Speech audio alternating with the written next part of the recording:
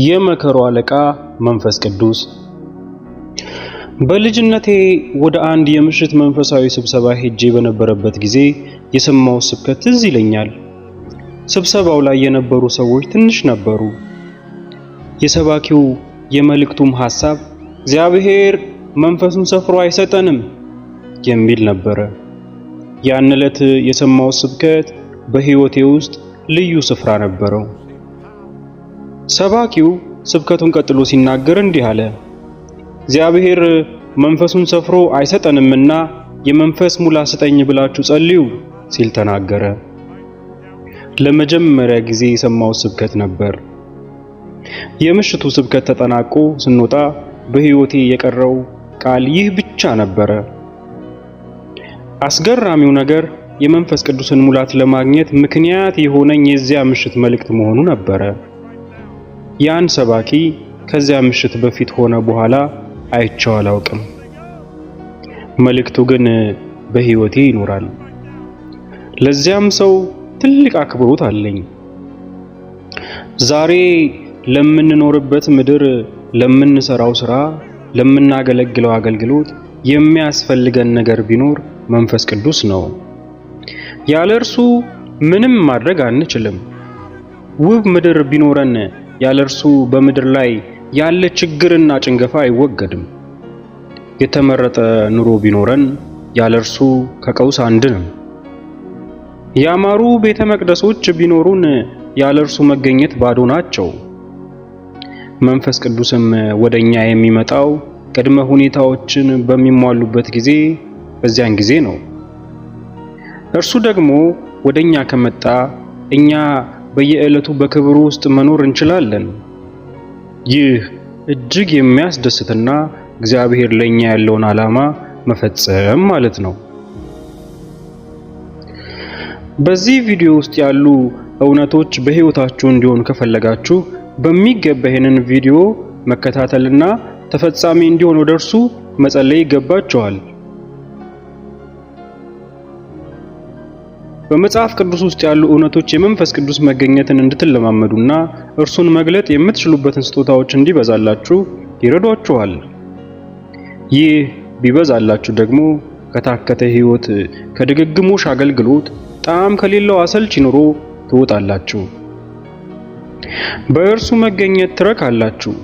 ሕይወታችሁ ይለመልማል፣ አገልግሎታችሁም ያብባል፣ ኑሯችሁ ጣፋጭ ይሆናል። መጽሐፍ ቅዱስ ከዘፍጥረት እስከ ራእይ መጽሐፍ ድረስ ስንመለከት መንፈስ ቅዱስ ፍጥረታትን ካለመኖር ወደ መኖር ያመጣ፣ ሰውን በኤደን ገነት በክብሩ ክልል ውስጥ ያኖረ፣ ከሰው ውድቀት በኋላ ሰውን ወደ መጀመሪያ ክብሩ የመለሰ መንፈስ ቅዱስ ነበረ። ሄኖክ በምድር ላይ በኖረበት ዘመን አካሄዱን ከእግዚአብሔር ጋር ያደረገው፣ ሞትን ሳያይ የተወሰደው በእምነት ነበረ። ለዚህም ብቃቱ የመንፈስ ቅዱስ ኃይል ነበረ። ኖህ ስለማይታየው ነገር እግዚአብሔር ባስጠነቀቀው ጊዜ እግዚአብሔርን ፈርቶ መርከቡን በደረቅ ምድር እንዲሰራ እምነት ያበዛለት መንፈስ ቅዱስ ነው። አብርሃም ርስት አድርጎ ወደሚቀበለው ስፍራ እንዲሄድ በተጠራ ጊዜ በእምነት የታዘዘው በመንፈስ ቅዱስ ነበረ። መጻተኛ ሆኖ በኖረበት ዘመን ሁሉ የረዳው፣ ከክፉ የጋረደው መንፈስ ቅዱስ ነበር። ከእርሱም በኋላ ልጆቹም በመንፈስ ቅዱስ ላይ ተማምነው አገለገሉ። እግዚአብሔር የአብርሃም፣ የይስሐቅ፣ የያዕቆብ የሕያዋን አምላክ ተብሎ ተጠራ። እስራኤላውያንም ከሙሴ ጋር በዚህ የክብር ደመና ተሞሉ። ወደ ተስፋይቱ ሀገር ለነበራቸው ጉዞ ቀን የደመና አምድ፣ ሌት የእሳት አምድ ሆኖ መራቸው። ወደ ተስፋይቱ ምድር ገብተው እንደ ሀገር ሲኖሩ ለንጉሶቻቸው የንግስና ቅባት፣ ለነቢያቶቻቸው የነብይነት ቅባት፣ ለካህናቶቻቸውም በክህነት እንዲያገለግሉ የክህነት ቅባት፣ እንዲሁም ዳኞቻቸውም በፍርድ መንፈስ፣ ተዋጊዎቻቸው በኃይል እንዲቀቡ የረዳቸው መንፈስ ቅዱስ ነበር። የእግዚአብሔር ልጅ ኢየሱስ ሥጋ የለበሰው ቃል ሥጋ የሆነው በመንፈስ ቅዱስ ነው። አገልግሎቱንም ያገለገለው በመንፈስ ቅዱስ ኃይል ነበር። መከራን የተቀበለው የሞተውና ከሞት የተነሳው በመንፈስ ቅዱስ ኃይል ነበረ። ሐዋርያት ወንጌልን የሰበኩት፣ ድውያንን የፈወሱት፣ ያስተማሩት በመንፈስ ቅዱስ ነው። የመጀመሪያዊቷ ቤተክርስቲያን በአጭር ጊዜ ውስጥ ወንጌልን ምድር ላይ ለማድረስ የቻለችው በመንፈስ ቅዱስ ነበረ። ዛሬም ሁላችንም የሚያስፈልገን የእግዚአብሔር መንፈስ ነው። ይህ የምርጫችን ጉዳይ ሳይሆን የህልውናችን ጉዳይ ነው። ያለ እርሱ ምንም ማድረግ አንችልም። ስለዚህ የመንፈስ ቅዱስን ኃይል እንፈልግ። ይህን ቪዲዮ እንደምትወዱት ሙሉ እምነት አለኝ። ስለዚህም ደግሞ ቀጣይ የምሰራላችሁ ቪዲዮ እንዲደርሳችሁም ጭምር ላይክ፣ ሰብስክራይብ ማድረጋችሁን አትርሱ። ቪዲዮ ይቀጥላል። መንፈስ ቅዱስ ከ20ኛው ክፍለ ዘመን ወዲህ ስለ መንፈስ ቅዱስና ስለ ሥራው ለማወቅ ያለው ጉጉት በብዙ ቤተክርስቲያናት መሃል ትልቅ ግንዛቤን ፈጥሯል። በብዙዎች መሃል እርሱን ለማወቅ ያለው ውይይት ጠንካራ ሲሆን ለማገናዘብ ይረዳቸውም ዘንድ መጽሐፍትን መመርመር የተለመደ ሆኗል። ስለ እርሱ ለሌሎች ለማስተዋወቅ የሚወጡ መጽሐፍቶች ብዙዎች ናቸው። ክርስቲያኖች ተብለው በተፈረጁ ቤተክርስቲያኖች ማለትም በኦርቶዶክስ፣ በካቶሊክና በፕሮቴስታንት እምነቶች ስለ እርሱ ከማወቅ አልፈው በእርሱ አመራር ስር ለመሆን የሚወስኑ ብዙዎች ናቸው። ከፕሮቴስታንቱ እምነትም ራሳቸውን የካሪዝማቲክ እንቅስቃሴ አራማጆች ነን የሚሉ በተለየ መልኩ የእርሱን ኃይል ለማወቅ ራሳቸውን ሲሰጡና ስጦታዎችን ሲለማመዱ ይታያሉ። ነገሩን በአክብሮት ከተመለከትን በመንፈስ ቅዱስ ተሞልቶ በስጦታዎችና በኃይሉ ማገልገል ካሪስማቲክ ነን ላሉት ብቻ ሳይሆን በሁሉም ቤተ እምነት ራሳቸውን ለእርሱ የሰጡ ሁሉ የሚለማመዱት እውነት ነው።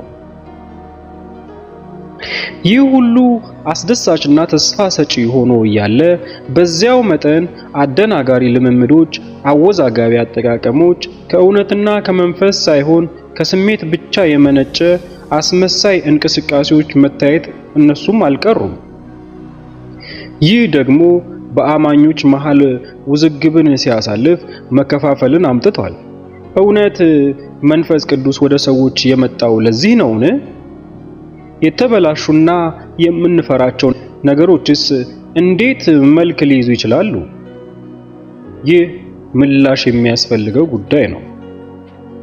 ክርስቲያኖች ስለተቀበሉትና ስለሚያገለግሉት ጸጋ ከመረዳታቸውም በላይ ስለ ስጦታው ምንጭ ስለ መንፈስ ቅዱስ ማወቅ ይጠበቅባቸዋል። በአብዛኞቻችን የሚታየው የስጦታ አጠቃቀም ችግር ሰጪውን በትክክል ካለማወቅ የተነሳ እንደሆነ ግልጽ ነው። በመሰረቱ ስጦታዎች ሁሉ የሚያመላክቱን ወደ ሰጪው ወደ መንፈስ ቅዱስ ነው። ዓላማቸው እርሱን መግለጥ ነው። እርሱም እንደፈቀደ መጠን ለእያንዳንዱ የተለየ ስጦታን ይሰጣል። ስለ መንፈስ ቅዱስ ማወቅ መንፈስ ቅዱስን እንዳንበድል ይጠብቀናል። ለመሆኑ መንፈስ ቅዱስ ማን ነው? አስቀድመን እርሱን ማወቅ ይኖርብናል። መንፈስ ቅዱስ እግዚአብሔር ነው። መንፈስ ቅዱስ ከሥላሴ ሦስተኛው አካልና ከአብና ከወልድ ጋር እኩል መተካከል ያለው ነው። መንፈስ ቅዱስ ሁሉን ቻይ ዘላለማዊ አምላክ ነው። ስለ እርሱ በብሉይ ኪዳን የእግዚአብሔር መንፈስ ተብሎ ሲገለጽ፣ በአዲስ ኪዳን ደግሞ የክርስቶስ መንፈስ ተብሎ ተገልጿል። መንፈስ ቅዱስ ዕውቀት፣ ስሜትና ፍቃድ አለው። መንፈስ ቅዱስ ዕውቀት፣ ስሜትና ፍቃድ ስላለው አካላዊ ማንነቱን እንረዳለን። በዚህ ቪዲዮ መንፈስ ቅዱስ ስብዕና ያለው አካል ስለመሆኑ ስዘግብ ማንነት አለው ማለቴ እንጂ ስጋዊ አካል እንዳለው መግለጤ አይደለም። መንፈስ ቅዱስ እግዚአብሔር ለመሆኑ የተለያዩ የመጽሐፍ ቅዱስ ክፍሎችን መመልከት እንችላለን። ዳዊት በመዝሙሩ ከመንፈስህ ወዴት እሄዳለሁ? ከፊትህስ ወዴት እሸሻለሁ? ወደ ሰማይ ብወጣ አንተ በዚያ አለህ፣ ወደ ሲኦልም ብወርድ በዚያ አለህ። መዝሙር 139 ከቁጥር 7 እስከ 8